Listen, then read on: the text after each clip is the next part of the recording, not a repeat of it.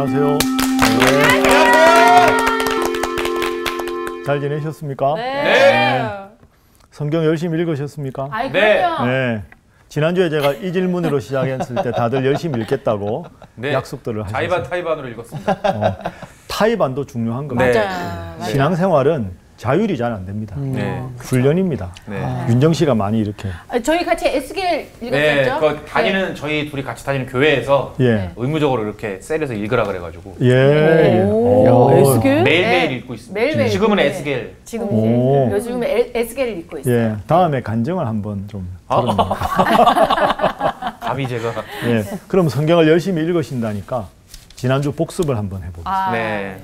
유대인에게는 3대 절기가 있었어요. 네. 뭐였습니까? 너무 쉽죠. 예, 가람 씨. 6월절, 6월절, 초막절, 초막절. 또 하나. 그다음 수장절. 뭐야? 이거 그냥 이렇게 외우십시오. 잠깐만 아닌가? 네. 잠깐만 마지막이 뭐였죠? 그러니까 여러 가지 헷갈리니까 6월절. 6, 7초. 유월절, 77절, 칠칠절, 초막절. 초막절. 예, 6, 7, 초. 초. 근데 저 77절은 저 오순절이라고. 그렇죠. 봐요. 49절, 네. 오순절. 77이 49. 이거는 그다음 날 맥주 50. 감사죠. 맥주 감사절. 그죠? 초막은 다른 말로 장막이니까 장막. 네. 장막절. 그죠? 그다음에 추수 추수감사. 감사. 그다음에 추수감사. 맞다. 그다음에 복식을 추수해서 수장절. 예. 보관이 아니라 내가 똑같은 걸 두 개 얘기했구나. 그러니까 6, 7, 초 이렇게 머리 글자만 세 개 딱 6, 7, 초. 외우면 6, 7, 초. 나머지는 예, 감사절이니까 맥주니까 추수 뭐 이제 이렇게 확실히 외우면 알았습니다. 6월절은 광복절과 흡사한. 그렇죠, 그렇죠. 그렇죠. 아. 네. 광복. 이거 안수님을 우리나라로 시켰어야 되는데. 잘하셨습니다. 이게 이제 지난주 배웠던 중요한 네. 점이고요. 네네. 또 하나는 그 예수님의 동생들도 예수님을 믿지 않았다. 아, 그런데 네. 시간이 지나면서 나중에. 예수님께서 승천하신 다음에 열심히 기도하고 또 그 중에서 의장. 야고보는 네네. 사도의 의장도 되고 야고보서도 네. 기록할 정도로 훌륭한 제자가 되었다. 네. 그래서 점점 신앙의 성숙이 중요하다. 마지막으로 또 하나는 우리가 세상에서 어떻게 살아야 하는가. 맞아요. 예. 3단계 세상 안에 네. In 세상 the In the world. 예. 오 영어 잘하시네요. 세상 밖으로 Out 세상 of the world. 예. 세상 into. 속으로. Into the 예. In world. the world. 아이고 막 World. 꼬부리시는데. 예. 그러니까 세상 안에 조금 꾸렸습니다. 세상 밖으로 네. 하나님의 법으로 세상 네. 속으로. 그래서 소금과 빛으로 세상을 하나님 보시기 아름답게 만들어가는 네. 것. 예시를 이제 교회 수영장으로 드셨습니다. 아. 이야 감사합니다. 네. 예. 이 좋은 분위기를 모아서 네. 오늘 공부로 가져가죠. 저거 어디서 많이 들어본 옛날에 건데요. 많이 옛날에 들어봤는데. 일요일 밤에서 그 우와, 주명진 우와, 선배님이 오늘 수업 요한복음 20강 초막절의 예수님 2. 자, 네. 오늘은 네. 초막절의 예수님 두 번째 시간입니다. 그래서 지난주에 7장 2절에 초막절이 가까웠다. 그래서 초막절에 예수님께서 예루살렘으로 올라가셨다. 거기까지고 오늘 14절부터 36절까지는 14절에 보면 이미 명절의 중간이 되었다. 초막절이 일주일간 7일간 계속되니까 명절의 중간에 예수님 올라가셔서 하셨던 말씀에 대해서 두 번째 시간으로 한번 함께 말씀을 살펴보겠습니다. 14절 이미 명절의 중간이 되어 예수께서 성전에 올라가사 가르치시니 유대인들이 놀랍게 여겨 이르되 이 사람은 배우지 아니하였거늘 어떻게 그를 아느냐 하니 깜짝 놀랍니다. 이 유대인들은 아무래도 이제 예루살렘이니까 네. 바리새인들, 서기관들 구약에 대해서도 상당히 많이 알고 율법에 대해서 조예가 깊다고 생각하는 사람들 또 그들에게 영향을 받은 많은 사람들이 예수님 가르치는 걸 들어보니까 15절 아니 어떻게 글을 아느냐 이 말은 아니 글자를 모르는 사람이 이런 뜻이 아니고요. 그 당시에 훌륭한 스승이라고 하면 스승을 랍비라고 한다 그랬잖아요. 랍비는 자기가 뭔가 율법에 대해서 강론을 하거나 이렇게 할 때 어떤 훌륭한 랍비는 이렇게 말했다. 아니면 유대교 전통에는 이런 게 있다. 그러니까 전통에 대해서 빗대서 말을 하거나 아니면 위대한 랍비의 가르침에 의존해서 어느 랍비가 말씀하시기를 이렇게 했는데 아니 예수라는 이 사람은 전통 이야기도 하지 않고 랍비 이야기도 하지 않는데 하나님의 말씀을 아주 정확하게 권세 있게 가르치시니 깜짝 놀란 거죠. 그래서 저 사람이 어떻게 글자를 알아 이런 뜻이 아니라 아니 어떻게 저 사람은 우리가 아는 어느 랍비의 제자도 아니고 어느 전통에 속해 있다고 우리가 판단할 수 있는 그런 사람이 아닌데 어떻게 저렇게 하나님의 말씀에 대해서 잘 할 수 있느냐 이런 뜻이 15절 말씀입니다. 그러니 그런 그 사람들의 마음을 아시고 16절에 예수님께서 말씀하셨습니다. 자, 가람씨 16절 말씀 한번 읽어주세요. 예수께서 대답하여 이르시되 내 교훈은 내 것이 아니요 나를 보내신 이의 것이니라. 예, 이게 중요한 거죠. 내 교훈은 내 것이 아니다. 내 것이 아니라고 해서 어떤 랍비의 가르침을 그대로 외워서 답습한 것도 아니고 그냥 시대를 축적해서 내려온 전통에 대해서 그걸 알아서 너희들에게 가르치는 게 아니라 나의 가르침에 중요하면 정통성, 그죠? 내 가르침의 최종적인 권위는 오직 하나님께로부터 온다. 이게 가장 능력 있는 권위 아닙니까? 내 교훈은 나를 보내신 이의 것이니라. 나를 보내신 이가 누굽니까? 하나님. 그러니까 나는 하나님의 아들이다. 나의 모든 가르침은 내가 임의로 하는 게 아니라 자의로 하는 게 아니라 하나님이 내 입을 통해서 전하고자 하는 것을 말하는 것이다. 네. 이보다 더 확실한 정통성은 없는 거죠. 그러니 사람들이 들으면 권세 있는 새로운 교훈이다.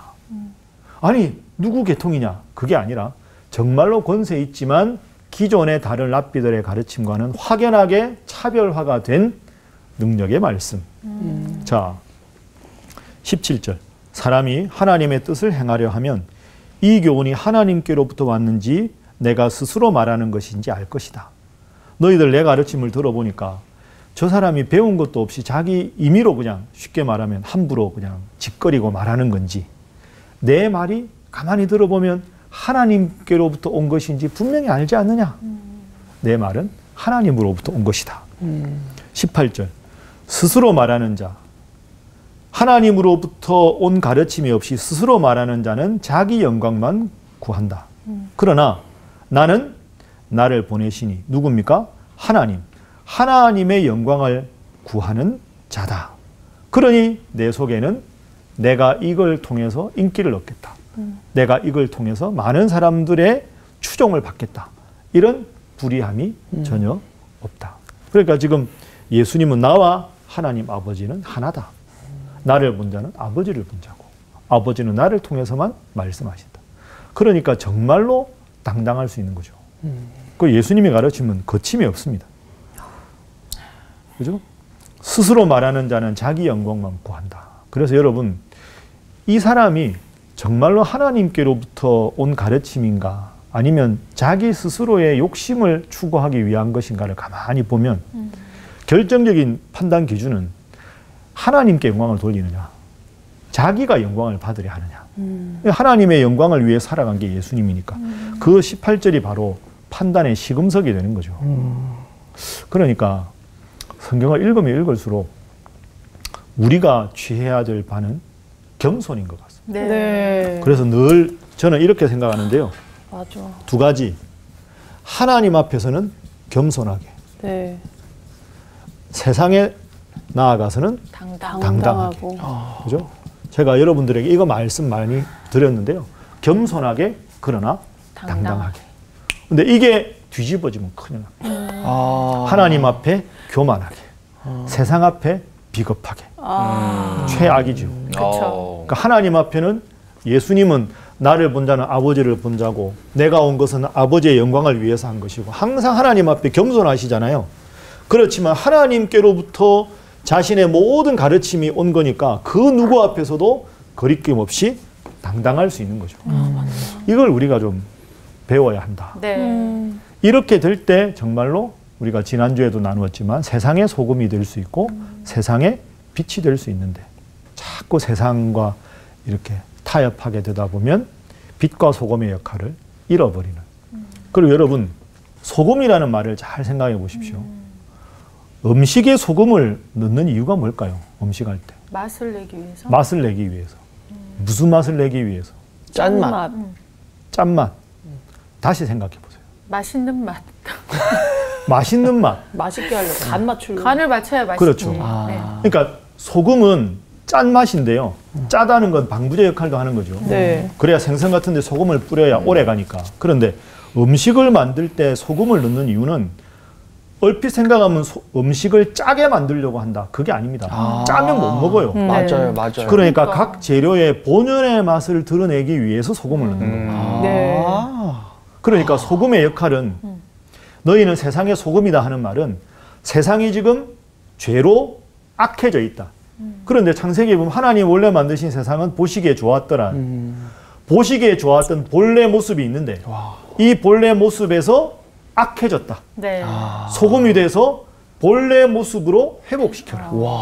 이런 뜻이죠. 그러니까 세상의 빛이다 소금이다 하는 말은 그런 의미가 있습니다. 썩지 않게도 하지만 본래 하나님 보시기에 좋았던 음식으로 말하면 음식 각 재료가 가지고 있는 본연의 맛을 잘 드러내게 하는 것이 소금이다. 빛도 그렇습니다. 어두운 골목 같은 데 보면 가로등이 있잖아요. 네. 그럼 가로등 밑에가 밝죠. 네. 가로등에서 멀어지면 어둡잖아요. 맞아요. 그러면 제일 중요한 건 가로등을 환한 것으로 하면 밝은 정도가 넓어집니다. 넓어져요. 네. 그러니까 세상과 교회의 경계가 뭡니까? 예를 들어서 신학교에서 학생들하고 이야기하다 보면 교회가 세상에 대해서 어디까지 관여해야 합니까? 그리스도인들의 정치 참여가 어디까지 되어야 됩니까? 이런 질문을 참 많이 하는데요. 그건 사실은 구체적인 사안에 따라서 다 다르기 때문에 명확하게 말할 수 없습니다. 그런데 원론적으로는 가로등의 불빛이 밝으면 밝을수록 어두움은 저절로 물러가게 되어 있습니다. 네. 그러니까 가로등 밑에는 환하고 멀면 어두운데 그러면 환한 것과 어두운 것의 경계가 어디냐? 이건 경계가 말하기 어려워요. 그죠? 애매하잖아요. 중요한 건 경계를 말하기 전에 내 가로등 불빛을 밝히면 밝힐수록 밝음의 경계는 넓어지는 거죠. 그러니까 우리가 할 일은 기독교인으로 내가 소금으로 빛으로 살아가고 내가 속한 교회가 소금과 빛의 역할을 더 잘하게 되기만 하면 세상은 그만큼 더 밝아진다. 그래서 나와 관계없이 한국교회가 문제다라고 말하기 전에 내가 할 수 있는 소금과 빛의 역할을 잘 감당하는 것. 네. 그것이 사실은 주님 보시기에 더 아름다운 세상을 만들어가는 가장 지름길이 될 수 있다. 그렇게 생각할 수 있습니다. 지금 예수님은 홀로 계시지만 그런 위대한 모습을 보여주고 계신 거죠.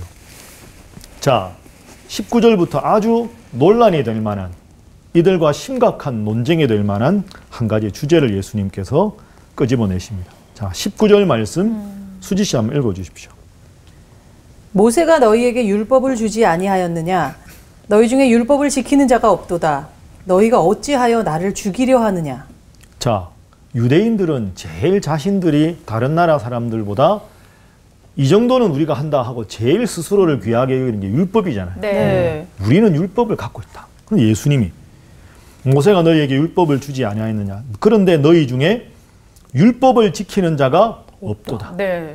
이 말을 들으면 엄청 흥분하겠죠. 하나지. 네. 우리 같은 사람들이 없는데 예수님이 너희가 어찌하여 나를 죽이려 하느냐. 이 말했을 때 뜨끔한 사람 많았을 겁니다. 지금 대적자들은 저 예수를 어떻게 죽일까? 어떻게 모함할까? 그렇게 생각, 시심이 뚝 떼고 20절 무리가 대답하되 당신은 귀신이 들렸도다. 누가 당신을 죽이려 하나이까? 그러니까 종교 지도자가 아닌 무리들은 아니 당신 죽이려고 누가 해요? 이렇게도 할 수 있고 그 무리들 중에 일부와 종교 지도자들은 아닌 척하면서 누가 당신 죽이려고 속으로는 어떻게 알았지? 뭐 이런 분위기겠죠. 21절 예수께서 대답하여 이르시되 내가 한 가지 일을 행하매 너희가 다 이로 말미암아 이상히 여기는도다. 한 가지 일. 내가 뭔가 한 가지 일을 했는데 너희가 나를 이상하다고 생각하고 있다. 이 한 가지 일이 뭘까? 애매하죠. 네. 자, 22절. 모세가 너희에게 할례를 행했으니 그러나 할례는 모세에게서 난 것이 아니요 조상들에게서 난 것이라. 그러므로 너희가 안식일에도 사람에게 할례를 행하느니라.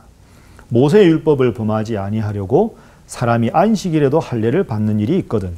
내가 안식일에 사람의 전신을 건전하게 한 것으로 너희가 내게 노여워하느냐. 외모로 판단하지 말고 공의롭게 판단하라 하시니라. 자, 보규 씨가 와 하시는데 그러면 자, 21절. 내가 한 가지 일을 행하매. 보규 씨, 이 한 가지 일이 뭘 것 같습니까? 안식일에 병자를 고친 거예요. 정확하게 알고. 근데 왜 자꾸 와 하십니까? 아니 이게 유대 사람들한테 외통수인 것 같아서요. 이게 왜냐면, 외통수 같다. 네, 오. 왜냐하면 예. 그 안식일에 할례를 행하는 것도 어떻게 보면 그 행위일 수 있는데, 그러니까 할례를 행해서 우리가 건전하고, 그러니까 하나님 앞에서 온전하게 되기 위해서 유대인들은 할례를 하는 건데, 그러니까 병에서 고쳐지는 것도 온전해지는 하나님의 형상을 회복하는 거일 수 있잖아요. 근데 이것 중에서 그 유대인들이 대답을 하기 참 애매하게 예수님이 딱 그 대답을 너무 멋지게 하신 것 같아가지고. 보규 씨가 외통수라는 말을 썼어요. 그쵸. 외통수. 이 무서운 말입니다. 기가 막힌 표현인데요. 네. 여러분 다 동의하십니까? 자, 좀 더 자세하게 한번 살펴보겠습니다. 네. 보규 씨가 자꾸 감탄을 하시는데 21절에 내가 한 가지 일을 행했다. 그러면 그 아까 23절에 보면 누군가의 전신을 건전하게 한 것. 우리가 5장에서 본 베데스다의 38년 된 병자를 낫게 한 사건이거든요. 네, 네. 그게 전신을 건전하게 한 거 아닙니까? 그러면 21절에 내가 안식일에 38년 된 병자를 고친 것을 보고 너희가 이상하다고 생각했다. 정말 이상한지 한번 따져보자. 22절 모세가 너희에게 할례를 행했지 않느냐? 그러나 사실 할례는 모세에게서 난 것이 아니요 조상들에게서 난 것이라. 자, 이것부터 하나하나 한번 확인을 해보겠습니다. 창세기 17장 한번 가보시죠. 네. 오, 창세기. 창세기 17장 9절 10절. 자, 보규 씨가 한번 읽어주세요. 하나님이 또 아브라함에게 이르시되 그런즉 너는 내 언약을 지키고 내 후손도 대대로 지키라. 너희 중 남자는 다 할례를 받으라. 이것이 나와 너희와 너희 후손 사이에 지킬 내 언약이니라. 아멘. 자, 하나님께서 누구에게 하신 말씀입니까? 아브라함. 아브라함. 그죠? 네. 아브라함과 너의 후손들에게 10절 남자는 뭘 하라고요? 할례. 할례를 받으라. 그러면 할례는 방금 우리가 읽었던 22절 모세가 너희에게 할례를 행했지만 그러나 할례는 모세에게서 난 것이 아니고 조상들에게서 난 것이다. 모세보다 훨씬 이전 아브라함 때부터 할례를 행했던 것이다. 네. 이게 예수님 말씀 그런 뜻이죠. 그 다음이 중요합니다. 그러므로 너희가 안식일에도 사람에게 할례를 행하느니라.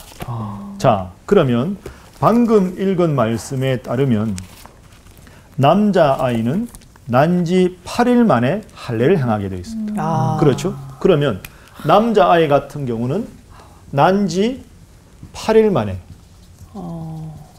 할례를 행한다. 이게 구약의 전통이고 율법이죠. 네. 맞아요. 구약의 전통이고 율법입니다. 그게 안식일이면 해야 되는. 그게 중요한 겁니다. 그러면 안식일에 일을 하지 말아야 되잖아요. 네. 그러면 안식일은 안식하라. 다른 말로 하면 일하지 말아라. 이것도 율법이잖아요. 네. 맞아요. 자, 그럼 여기서 문제가 됩니다. 네. 수지 씨가 말한 대로 남자아이가 태어났는데 네. 8일째 되는 날 할례를 해야 되는데 안식일이다. 그날이 안식일이다. 네. 그러면 할례를 안 하면 이 율법을 어기는 거죠. 그쵸. 할례를 하면 일을 한 거니까 맞아. 이 율법을 어긴 게 되는 거죠. 모순이네, 모순이야. 모순이죠. 네. 그러니까 보규 씨가 외통수라 그런 거죠. 그럼 이럴 때 어떻게 해야 되느냐? 문제가 되겠죠. 네. 어떻게 했을까요? 이 유대인들이요. 예. 했네, 했어. 유대인들이 예. 했네 했어. 수지 했지. 씨. 네. 아니 예. 했으니까 지금 예수님이 여기, 이걸 가지고 안식일도 얘기를 하는 거예요. 그렇죠. 당당하게. 했죠. 네. 자, 이 난지 8일 만에 할례를 행해야 되는 날이 남자아이에게 안식일일 경우 네. 그래도 이걸 더 중요하게 여겨서 그러니까 수학으로 기원을 매기면 이렇게 되겠죠. 네. 이게 더 중요하다. 네. 그럼 안식일에 일을 한 게 되는 거 아닙니까? 그쵸. 네. 그러면 예수님의 논리는 이런 겁니다.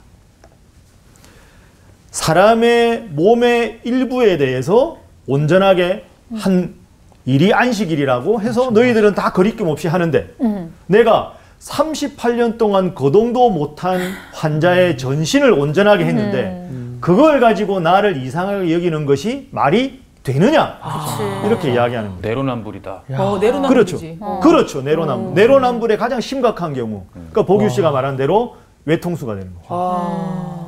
그러니까 예수님이 정말 지혜로운 분이에요. 대박이다. 아니 근데 예수님이 어떻게 좀 딱 약간 좀 의외성이 있네요. 왜요? 의외성이 있다. 어떤 의외성?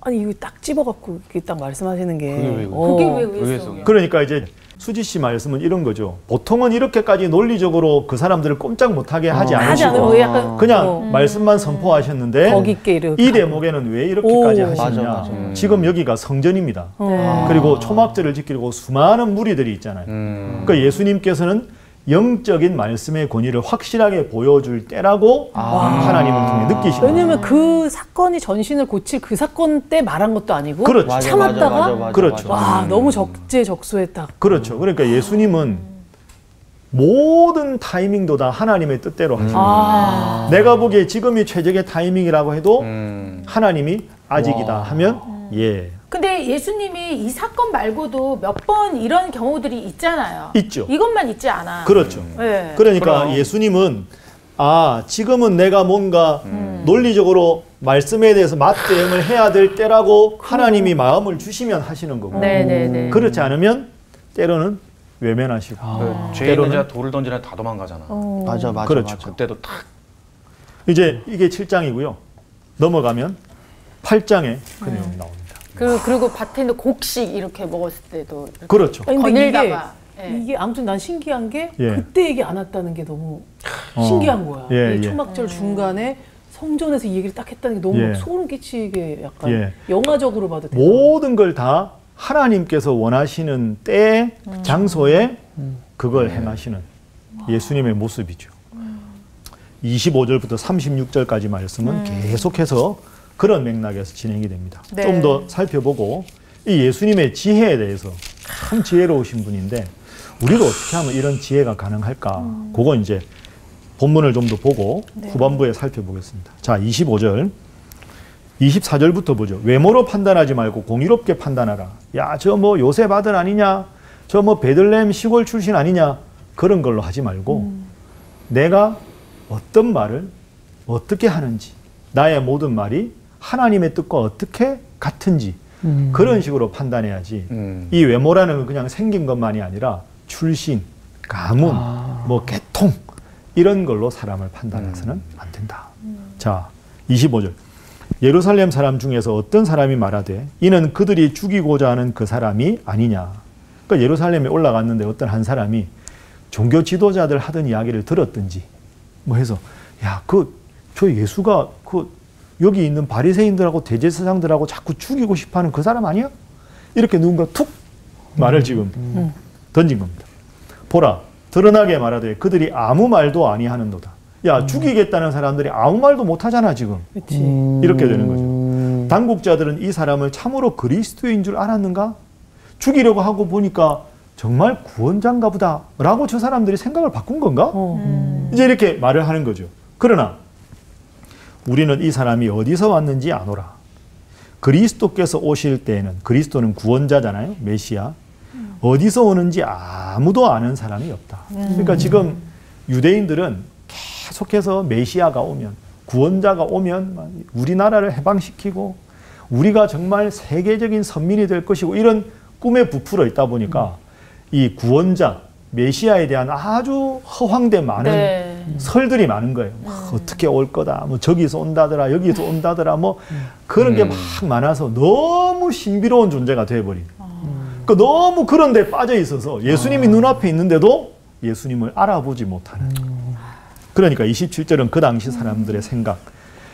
이 사람이 어디서 왔는지 안다. 그러니까 예수는 메시아가 아니다. 왜? 이 사람 갈릴리에서 활동하다가 온 사람 아니야. 동생들도 알고. 이 사람은 메시아일 리가 없어. 메시아는 너무 신비롭고 너무 멋지고 누구도 예측할 수 없는 신비로운 모습일 텐데 저 예수는 우리가 알잖아. 참 안타깝죠. 네. 자, 그리스도께서 오실 때는 어디서 오시는지 아는 자가 없을 것이다. 자기들끼리 그렇게 말하는 겁니다. 예수께서 성전에서 가르치시며 외쳐 이르시되 너희가 나를 알고 내가 어디서 온 것도 알거니와 내가 스스로 온 것이 아니니라. 나를 보내신 이는 참되시니 너희는 그를 알지 못한다. 너희는 하나님 말만 하는데 하나님에 대해서 제대로 모른다. 하나님이 보내신 나를 못 알아보니까. 나는 아노니 이는 내가 그에게서, 그가 누굽니까? 하나님으로부터 났고 그 하나님께서 나를 보내셨다.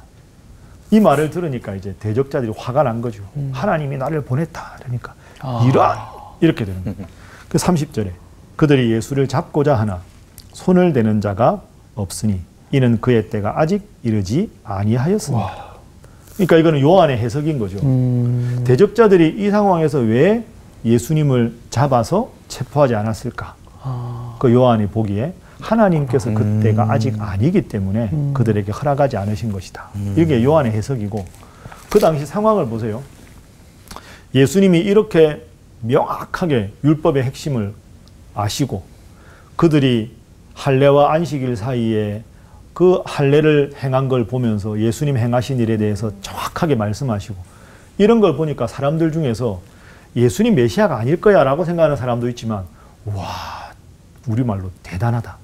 저분 진짜 훌륭하다. 난 저분한테 정말로 매료당했어. 이런 분도 있을 거 아닙니까? 네, 네. 그쵸, 무리들 중에서 네. 적대자들도 있고 예수님에 대해서 열렬히 지지하는 사람들도 있는 상황에서 종교 지도자들이 체포를 하고 데리고 가면 그 엄청난 무리들 중에 야, 왜 예수님한테 그래? 그쵸. 이렇게 될 수 있죠. 그러니까 사실은 이 사람들은 당시 상황에서 봤을 때 체포하고 싶은 마음이 있어도 예수님의 지지자들이 많아지는 모습을 보고 그걸 하지 못한 거죠. 그걸 하지 못한 그 상황을 요한은 아직 때가 이르지 아니하였다. 이렇게 이제 지금 해석을 한 것이라 이렇게 우리가 볼 수가 있습니다. 31절 무리 중에 많은 사람이 예수를 믿고 말하되 그리스도께서 오실지라도 메시아 장차 재림하실 그 구원자가 오실지라도 야, 그 행하실 표적이 이 예수가 행한 것보다 많겠냐. 그러니까 이렇게 말하는 사람은 예수님에 대해서 마음을 자꾸 여는 사람들. 이분이 진짜 같아. 내가 보기에. 야, 누가 봐도 이분보다 더 훌륭하겠어? 나는 이분이 구약에 예언된 그 메시아 같아. 이렇게 생각하는 사람들도 많았다. 32절 예수에 대하여 무리가 수군거리는 것이 바리새인들에게 들린지라. 대제사장들과 바리새인들이 자꾸 우호적인 무리들이 많아지니까 잡아야 되겠는데 자기들이 직접 가면 쉽게 말하면 체면국이니까 밑에 사람을 보내는 거죠. 32절 아랫사람들을 보냈다. 이 아랫사람들은 성전경비대를 말합니다. 성전경비대. 그 예루살렘 성전의 성전경비 대장이 아주 높은 지위거든요. 대제사장 거의 다음 정도. 성전경비대는 레위 지파로만 구성되어 있는 성전이 유대인들에게 중요한데 그걸 경비를 서는 사람들이니까 보내가지고 야, 예수를 좀 어떻게 해라. 이렇게 이야기하는 겁니다. 33절 예수께서 이르시되 내가 너희와 함께 조금 더 있다가 나를 보내신 이에게로 돌아가겠노라.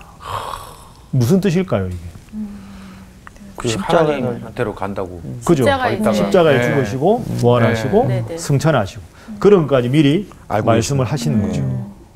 근데 사람들이 이 말을 알아들을까요? 못 알아듣죠. 못 알아듣습니다. 35절 유대인들이 서로 묻되 이 사람이 어디로 가기에 우리가 그를 만나지 못하리요?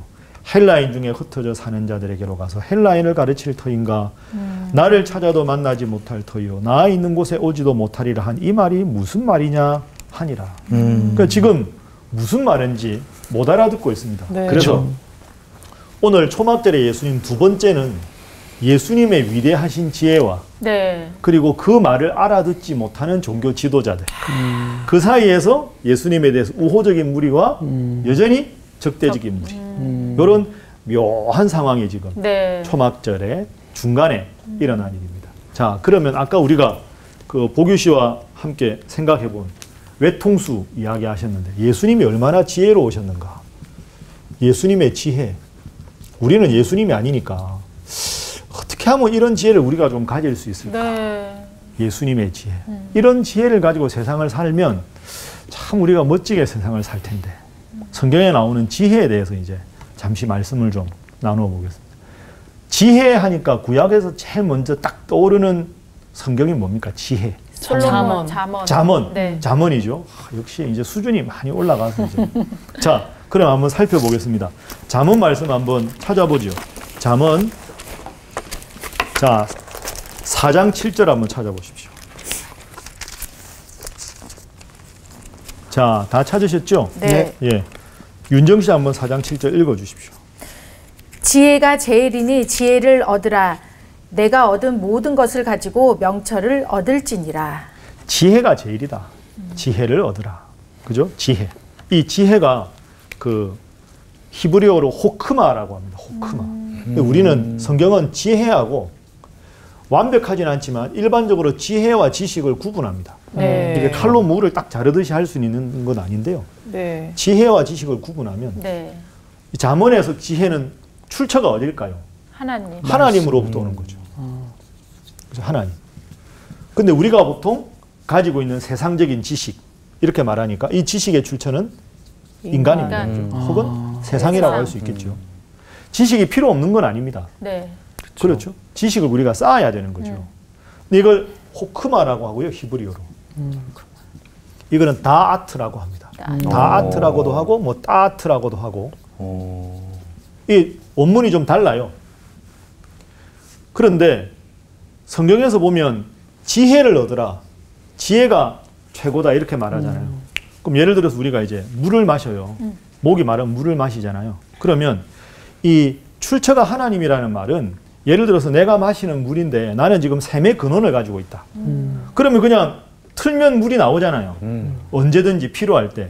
그런데 근원이 없이 내가 지금 물병을 여러 개 갖고 있다. 이것도 당장은 괜찮은데 시간이 지나서 물병을 다 쓰면 물이 고갈되잖아요. 네. 그러니까 하나님께로부터 출처가 있다는 것은 지혜는 우리가 어떻게 보면 샘의 근원을 가진 것이고 지식은 그렇지 않은 거죠. 그쵸. 우리가 쌓아야 되는 거예요. 이건 맞아. 계속 쌓아가야 되는 거죠. 이게 마르면 이게 문제가 되는 거죠. 그러니까 이건 평생 쌓아가야 되는 것. 네. 그러나 하나님으로부터 오는 지혜는 우리가 하나님을 믿기만 하면 기도를 통해서 말씀을 통해서 우리가 평생 공급받는 것. 그러니 저 지혜가 없이 지식만 가진 것. 그건 항상 지식은 쌓아야 되고 어떻게 보면 우리를 좀 피곤하게 만들어. 네. 그래서 지식이 필요 없는 게 아니라 하나님으로부터 오는 지혜를 가지고 세상 지식을 겸비하는 것이 가장 좋은 것이다. 이렇게 우리가 생각할 수 있겠죠. 네, 네. 네. 그런데 이 지혜에는 세 가지 요소가 있습니다. 여러분 다 지혜롭고 싶잖아요. 네. 지혜롭고 싶은데 쉽지 않잖아요. 맞아요. 네. 지혜의 세 가지 요소가 잠언에 나오거든요. 이거 중요하니까 꼭 기억하십시오. 자, 잠언 8장 12절. 자, 수지 씨 8장 12절 한번 읽어 주십시오. 나 지혜는 명철로 주소를 삼으며 지식과 근신을 찾아 얻나니. 예, 세 가지가 나오죠. 네. 지혜의 3요소. 첫 번째 뭐가 나옵니까? 명철. 명철. 두 번째는 지식. 지식. 세 번째는 근신. 근신. 이게 지혜의 3요소입니다. 지혜의 3요소. 근데 이게 오늘날에도 그대로 적용이 됩니다. 이 명철은 원문 그대로 하면 신중함을 말합니다. 그래서 영어로 이걸 프루던스라고 되어 있습니다. 신중한 것, 차분한 것. 지식은 뭘까요? knowledge. knowledge, 그죠? 지식이 필요한 거죠. 근신은 분별력을 말합니다. 특히 영적인 분별력, 성경적으로 말합니다. 이건 영어로 discretion이라고 합니다. 자, 보세요. 어떻게 세상에서 지혜롭게 살아갈까? 우리가 지혜롭지 못할 때가 언제냐 하면 뭔가 내가 흥분했을 때 맞아. 이게 마음의 평안을 잃어버리고 맞아요. 즉흥적으로 그냥 에이, 기분이다 이럴 때 아니면 내가 지금 너무 화가 났는데 마음의 평안을 잃어버린 상태로 흥분한 상태로 뭔가를 결정했을 때 결정적으로 문제를 만듭니다. 그러니까 지혜의 첫 번째는 신중함입니다. 신중함이라는 것은 마음의 차분한 평안한 상태, 마음의 평안을 잃어버린 상태가 아니라 항상 차분하게 이 문제를 객관적으로 바라볼 수 있는 마음의 평안한 상태. 이게 명철입니다. 네. 이게 우선 되어야 우리가 바른 판단을 할 수 있죠. 두 번째는 지식입니다. 이 상황에 대한 정확한 정보와 판단할 수 있는 자료들을 수집하는 거죠. 내가 지금 뭔가를 이게 하나님 뜻일까? 이게 하나님 뜻일까? 이 상황에서 이렇게 하는 게 지혜로운 일일까? 이렇게 하는 게 지혜로운 일일까? 지혜로운 게 뭘까를 생각할 때 제일 먼저 감정에 흥분하지 않고 마음의 평안한 상태에서 차분하게 그 문제를 숙고할 수 있는 마음의 평안한 상태를 가지고 두 번째, 이렇게 했을 경우에 어떤 문제가 생기고 이렇게 했을 때 어떤 문제가 생기고 이렇게 했을 때 어떤 이점이 있고 이렇게 했을 때 무슨 문제가 생길지를 정확하게 정보를 놓고 판단할 수 있는 지식이 필요하다. 그러니까 성경은 지식이 필요 없다고 말하지 않습니다. 지식도 하나님 주신 거니까 그 지식이 필요하다. 세 번째, 그러면 차분하게 영적으로 평안한 상태에서 정확한 사태에 대한 본질적인 지식을, 정확한 정보를 파악한 다음에는 하나님의 뜻이 무엇인지 영적인 분별력을 구해야 한다. 그러면 여러분 이 세 가지 요소를 잘 생각을 해보면 우리는 늘 하나님 앞에 지혜롭게 행동할 수 있습니다. 이 세 가지 중에 하나라도 빠지면 그건 지혜가 아닙니다. 네. 그렇죠? 쉽지 않습니다. 이게. 그렇지만 쉽지 않지만 이 세 가지만 우리가 생활 속에서 늘 기억하면 항상 잘할 수 있죠. 여러분들도 한번 이걸 훈련을 해보십시오. 신앙생활은 훈련이잖아요. 네. 그러니까 내가 지금 뭔가를, 저도 이제 목회를 하거나 뭐 하다 보면 때로는 마음이 좀 평정을 잃을 때, 네. 그럴 때 막 감정에 치우치면 꼭 뒤에 가서 후회할 일이 생기는데, 내가 지금 하나님 주신 마음의 평안함이 있는가. 그래서 그 평안할 때까지는 기다릴 수 있어야 되고 기도할 수 있어야 되고, 중요한 건 기도를 이게 뜻인가 이게 뜻인가 한 번이 아니라 하나님은 응답해 주실 때까지 우리가 기도하는 게 필요하다. 여기서 하나님은 어떤 하나님인가? 신실하신 하나님이다. 네. 신실하신 하나님은 우리가 기도하면 늘 응답해 주신다. 이 믿음만 가지고 기도하다 보면 가람씨도 야, 이게 하나님의 응답이구나. 이게 하나님 뜻대로 살아가는 것이구나 라고 분명히 깨닫게 되고, 그런 믿음의 체험이 많아지면 웬만한 어려움에도 흔들리지 않을 수 있는 굳센 믿음을 얻을 수가 있는 거죠. 와. 자, 오늘은 우리가 예수님의 지혜에 대해서 살펴보았습니다. 할례와 안식일의 율법의 긴장관계 속에서도 명확하게 하나님 주신 지혜로 정말로 전곡을 찌르시고, 그러면서 당당하고 그러면서도 하나님 앞에 겸손했던 예수님의 모습처럼 한 주간 멋지게 살아가시고 다음 주에 더 훌륭한 모습으로 이 자리에 뵙도록 하겠습니다. 오늘 강의 여기까지 하겠습니다. 고맙습니다. 감사합니다. 아, 정말 예수님이 얼마나 답답하셨을까. 근데 이 유대인들의 모습이 정말 오늘날의 우리 모습과 정말 비슷한 게, 오늘날에는 어떻게 보면 눈앞에 있었던 예수님도 보고도 믿지 못했던 사람인데, 지금 예수님이 사실상 보이지가 않잖아요. 세상에 눈만 뜨면 좋은 게 너무 많아. 우리가 예수님 믿는다고 하지만 더 좋아하는 것들이 많잖아요. 우리가 진짜 믿지 않는 사람들에게 예수님을 드러낼 수 있는 방법은 하나님께로부터 오는 그 지혜밖에 없는 것 같아요. 그래서 정말 오늘부터도 하나님의 그 지혜를 위해서 더욱더 달라고 기도를 해야 되지 않나. 예, 그렇게 생각이 드네요. 근데 이제 초막절에 예수님에 대해서 이제 두 번의 강의를 들었는데, 지난주에는 예수님이 딱 정말 하나님이 가라면 가고 오라면 오고 뭐 주변에 신경을 안 쓰시고 오직 하나님만 신경을 썼는데, 나도 하나님의 때를 기다려서 하나님이 입을 열라고 하실 때 내가 억울한 상황도 아, 그렇게 딱 하면 어떤 하나님의 지혜로 모든 게 해결이 될 수 있겠구나라는 생각을 하면서, 아, 이 예수님의 지혜는 하나님의 지혜, 나도 할 수 있다. 약간 좀 자신감이 생겼습니다. 네.